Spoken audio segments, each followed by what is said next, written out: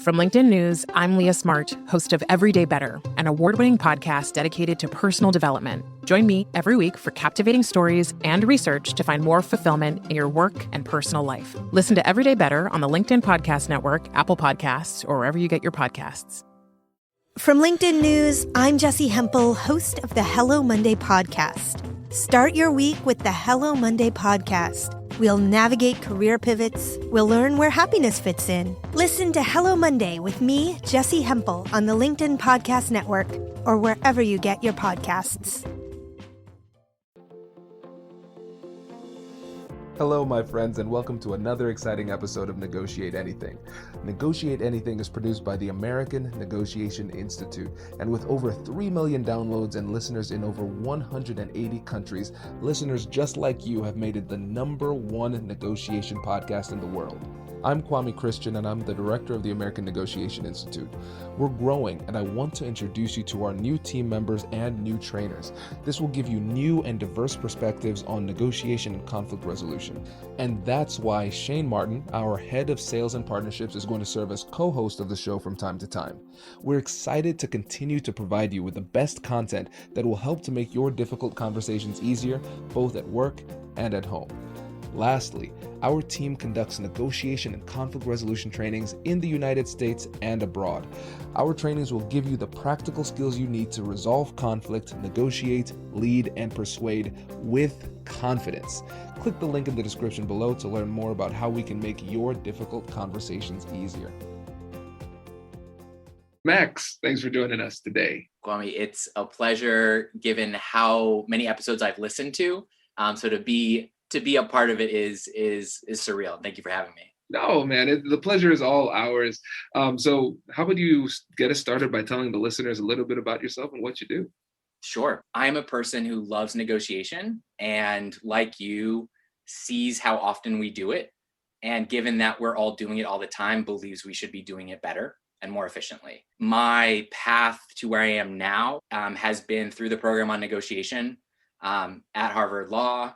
I went to the Fletcher School of Law and Diplomacy to study international negotiation, was lucky enough to TA several of the courses through the program on negotiation, which is fantastic. I was a senior trainer at Vantage Partners, and I recently spun out my own firm, Max Negotiating. Fantastic. So Max Negotiating. And with your new firm, what types of things are you focusing on? That's a great question. The idea is to work with people that are already excited about the possibility of emotional intelligence and what maximizing the potential of human capital can do. I definitely like working with military clients, as I have in the past, and that's of interest. I think I'm interested in being as much a part of the public conversation on the way we talk to each other as possible. And so for me, that means public government is exciting, dealing with environmental policy. I think like a lot of what we know with regards to the problems we have isn't what to do, it's how to do it, right? Like we have solutions for the environment. We have solutions for what to do in terms of violence in prisons, right? There's a guy, James Gilligan, that I love talking about that literally has gotten homicide and suicide rates down to nothing and talks about the difference between shame and pride cultures and guilt and innocence cultures, whatever. The point is we have answers. We don't know how to be effective. And from my perspective, that's what we both do, is try and help people with that. That's fantastic. And one of the reasons I wanted to have you on the show, besides the fact that you are very incredibly knowledgeable on what it is that you do, is that you have unique insight on the negotiation industry. And we've had conversations about this. And so I know we're going with a scandalous title here of the episode of what needs to change in the negotiation industry. And we're starting to see a very slow shift, but again, it's slow. And so let's just open up with that simple question. In your opinion, what needs to change in the negotiation industry? In short, access. The trainings and tools and materials that are offered by many wonderful and brilliant consulting firms are wonderful. My understanding is that going back to the beginning, which for many of the program and negotiation people starts with Roger Fisher, the idea is that the more people that understand interest-based negotiation, the better for everybody. That whereas we think about strategy as something to dominate the other person, that's actually incorrect.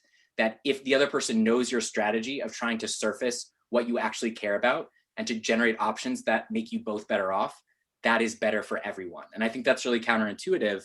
So the idea, and again, something I can't be on your show and not just tell you how much I love ANI, but something that I like is, if you believe in it, give away the tools, right? Like, we need more, not less. And we need people like you, and ideally, hopefully people like me as well, to help translate in different contexts. But the idea of holding on to something and trying to sell it as a system, I understand, like, there are business realities, and the more people that know this, the better. And the reality is that people, when they receive the ladder of inference or 7 elements or any of the wonderful tools that many people use in some form, they need help applying them. Great, let's do that. And we need more people to come into the industry. I say access. Also, how do you get a job in negotiation? What does that look like, man? Like, how did you get into it? You did law, you did business school, you have tons of training. I mean, I'm also just like genuinely curious about your path to negotiation, because it's always windy. Yeah, and it's really interesting, Max, because when I discovered negotiation in law school, I said, I don't know how, but I need to make this my thing. I don't know how to do it, but I will. And so I practiced for a while. I did some civil rights work. I started my own law firm. I did some negotiation work. I was a mediator for some time, did hundreds of mediations through the courts.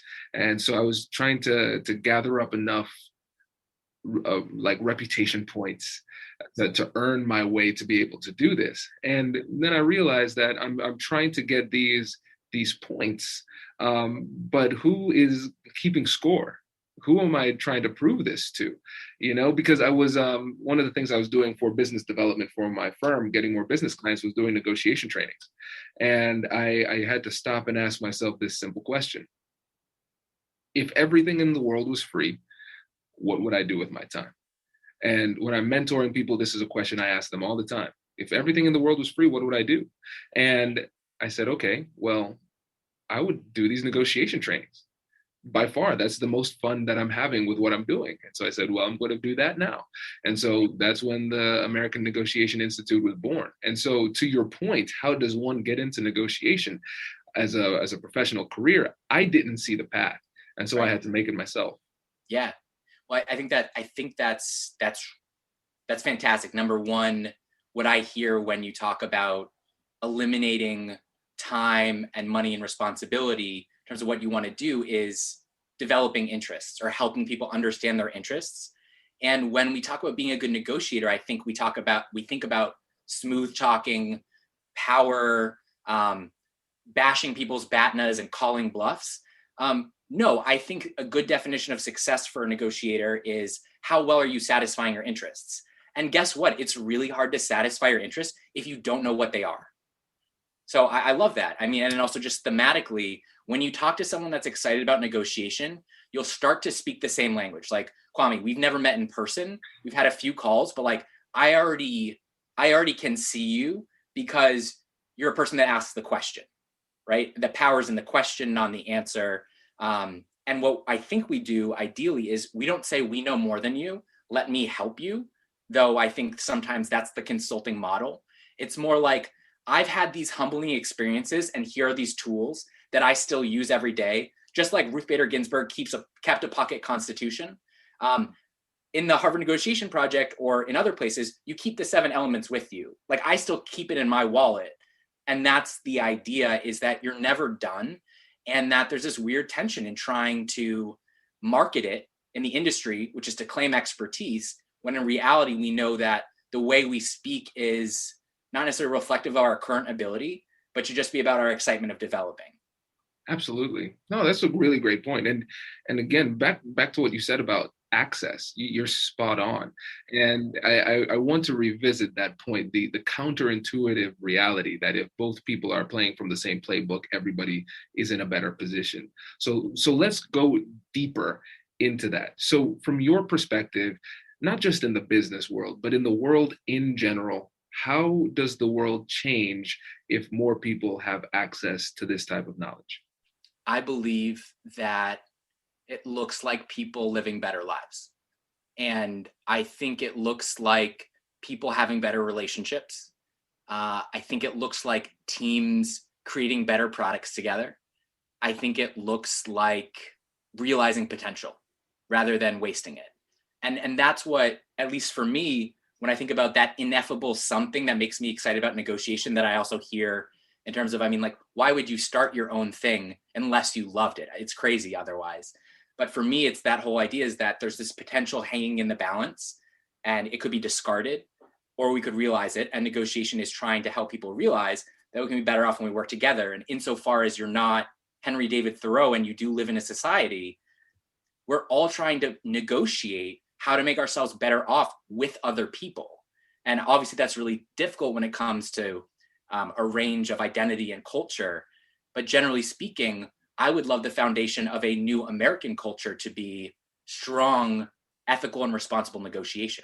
Absolutely. Yeah. I heard one of my friends, actually, she's a contract trainer for us, to mediator, Veronica Cravener. She said that one of the things that she likes to do is try to make sure that she's playing her role in creating a more peaceful society, and essentially regardless of the way that you frame it, there's no doubting the fact that the more people that understand this approach, the better the world will be. And we can't always identify specifically how it's going to get better. We just know that it will. And I think we can bring that from the macro back to the micro and say, in conversations that I've had, I don't always know exactly where it's going to go. I don't exactly know what their interests are, but I know I have the skills to figure it out. I know what my interests are, and I figure out how we can work together to make things work as much as possible for both parties. And so even in that micro sense, we don't know exactly what things are going to look like. We just know that it will be better through this process.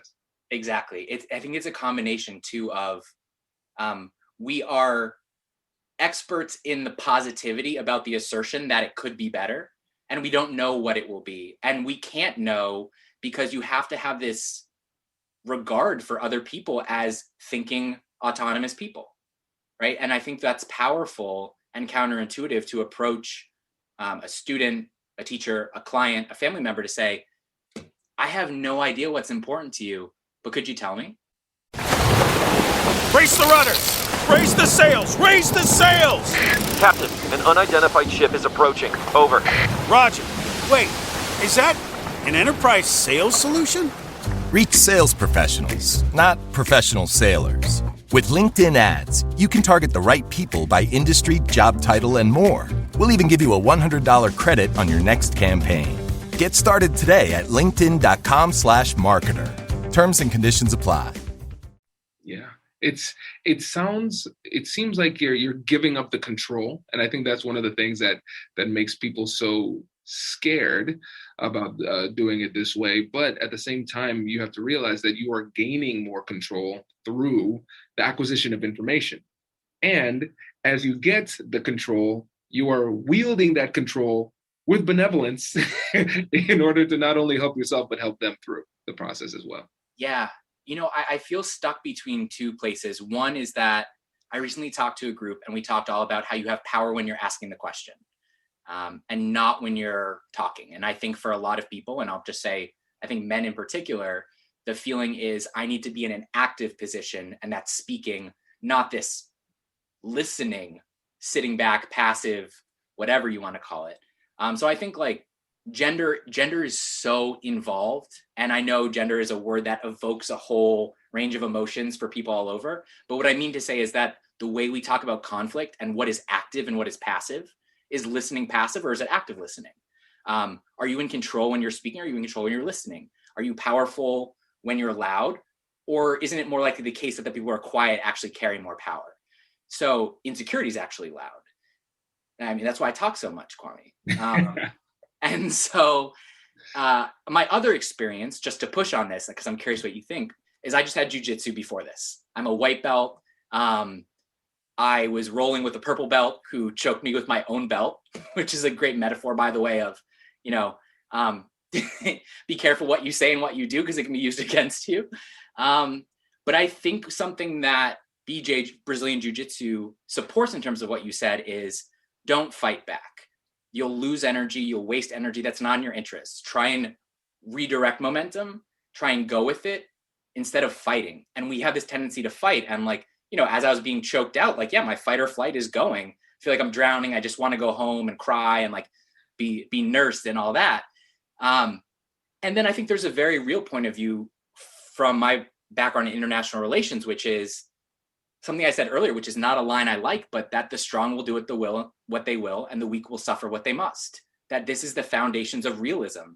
And so at the same time that we're talking about really lovely realizations of potential, which I think we really believe in, I think there's fair pushback, which is, okay, and that's how we should do things. How about the real world? What if we grew up in conflict zones? What if we were even less privileged than we were, right? Like, what should our expectations be for other people's behavior? And the best answer I have is the best way to change other people's behavior is to negotiate so well that it's an instructive moment for the other person.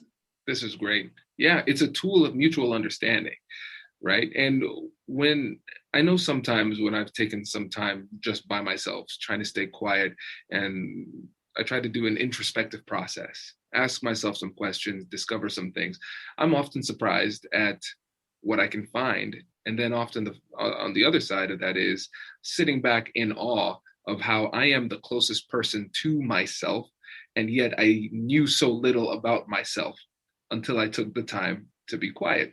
And so recognizing now that we're living in a world with more distractions than ever, where we're busier than ever. And on top of that, we wear busyness as a badge of honor. So we try to stay busy, right? It's very unlikely that the other person is going to take the time necessary to go through that introspective process. And in many ways, you are leading them, like you said, in this process to help them get not only a better understanding of you, not only a better understanding of the situation, but also themselves through the process. Yes, I think that a strong negotiation counterpart in some ways mirrors a therapist, in the sense that what you're doing, or at least in a certain school of therapy related to unconditional positive regard, is what you're doing is you're just reflecting what the other person is doing. Maybe they're yelling at you and you say something like, hey, I don't know if you know this, but you're yelling right now. And believing that they will rise to the occasion to be their best selves. I think this is the reason that talking about fairness in negotiation is so powerful. No one wants to be the person who is administering unfair treatment. So when you use fairness or criteria as a sword and a shield, it's pretty effective. And I think that it's also, I'm sure you get these questions a lot of like, okay, well, there's this really toxic person, or this person's crazy, or I have no power. And then I think that's a thoughtful conversation of, how much are you contributing to that narrative? And how much of that is the case, but also what do you want to do about it? I totally agree with you. There's something more. When we say negotiation, we're talking about something more. We're talking about healthy conversations about power, self-worth, and how to navigate, existing inequality. Absolutely. Yeah. And one of the things that I've recognized over the years is that one of the challenges people have is that they look at negotiation as a tool, and it is a tool, but I find it more helpful to look at negotiation as a life philosophy. And so every single interaction, I'm filtering through this philosophy of negotiation. And then when you do that, you recognize, okay, there are inequities, there are power dynamics at play, there are unique interests for me and the person I'm talking to, and other people who aren't even in this conversation, but can play a role in implementation or sinking the deal. And so again, it speaks to the value of not just access, but also increased awareness overall of when you have the opportunity to negotiate. Yeah. And I think something that's interesting and something that I enjoy of the many things about us talking is that look at two people who from some perspectives could be labeled competitors. I don't think I'm at that level, Kwame, but the idea is look at this, we do the same thing, and even talking about how our products in some ways aren't differentiated, but we're saying that that's good news. And so what we're doing to satisfy both our interests is to talk together on a show, and that's good for both of us, right? So this is the idea of life philosophy. I'm a little martial arts oriented and playing around with thinking about negotiation as a practice, much like meditation. And I like what you're saying in terms of the busyness of society, which is that it's really hard to negotiate in the way we're saying when you live in the society we do, when you don't have the timeline or the sense of time that you feel like you need to see another person, or also if you've been raised in a society where you don't feel listened to, right? Like my favorite line from this, it's like a crisis negotiator handbook, is that we don't talk hostage takers out, we listen them out. And you might find that some people have never been listened to in this way before. So you can think about it being a mitzvah or a good deed to just listen to someone. And guess what? It strikes me as really good news that also means that you will probably get more out of it, but that can't be the reason that you do it. Absolutely. That makes so much sense. And I think this is a good opportunity to circle back to the core question, like the focusing question of this episode. Considering everything that we just talked about, what is it that needs to change with negotiation? One of the things that you talked about was access. Let's go deeper, because right now, like you said, what we're trying to do is, yes, this is fun for us, right? So this is a brainstorming and we're learning together, and at the same time creating content for other people. Access has been a challenge. What was making it so difficult for people to get the access to this information in the past? I think money. And when I say that, I'm just talking about the sheer cost of training. And for people who want to pave their own way, who need to go to graduate school programs to do it, there are all these built-in costs that continue to make negotiation training pretty much reserved for corporations and a luxury market. And look, I'm a part of that. Like I, definitely benefited, especially in graduate school, being a TA for these Harvard programs. That helped a lot. And I think it's what we're doing, I'd like to say, which is to create jobs, which is to say, okay, you're interested in negotiation, come work at my firm, right? To proliferate this more and to decentralize power from, whether it's Harvard or any other name school or any other organization that's well-funded. I think we're learning as a country that you need to decentralize power and you need to decentralize the materials, or rather proliferate the materials and get them out there. Like I think we were talking about earlier, which is rather than trying to make these things a product that are mine and that you can't have, or rather than pretending that I'm a really smart person because of the schools I've went to or gone to, that we need to be humble and demystify it, which is to say the fact that these tools about communication residing in certain places is happenstance and coincidence.